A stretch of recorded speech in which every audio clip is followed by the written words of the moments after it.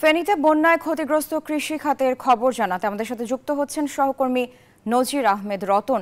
রতন, ফেনীতে কি পরিমাণ ফসলের ক্ষয়ক্ষতি হয়েছে সেই পরিমাণটি সম্পর্কে আমাদের জানাবেন এবং পাশাপাশি ক্ষতি কাটিয়ে উঠতে কি কি পদক্ষেপ এখন পর্যন্ত নেওয়া হয়েছে?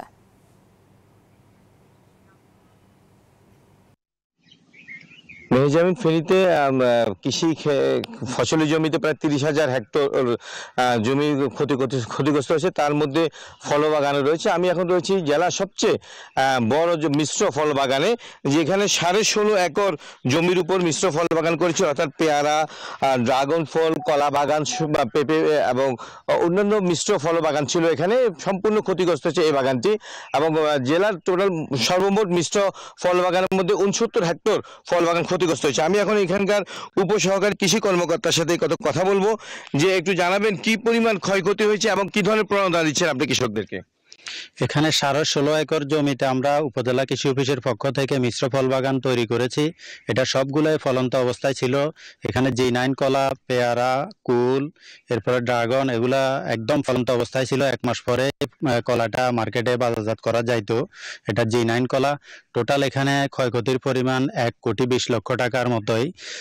এখানে অবশিষ্ট কিছুই নাই, সব ধ্বংস হয়ে গেছে। কৃষকদেরকে কি ধরনের প্রণোদনা দিচ্ছেন কৃষি অফিস থেকে? এখন আমরা প্রযুক্তিগত সহযোগিতা দিচ্ছি এবং সরকারিভাবে যদি কোনো বড় ধরনের এইসব ক্ষয়ক্ষতির প্রণোদনা আসে, আমরা অবশ্যই ওনাদেরকে অগ্রাধিকার দিব এবং ওনারা নিজস্ব অর্থায়নে যাতে এগুলা নতুন করে পুনর্গঠন করে এই পরামর্শ আমরা দিচ্ছি।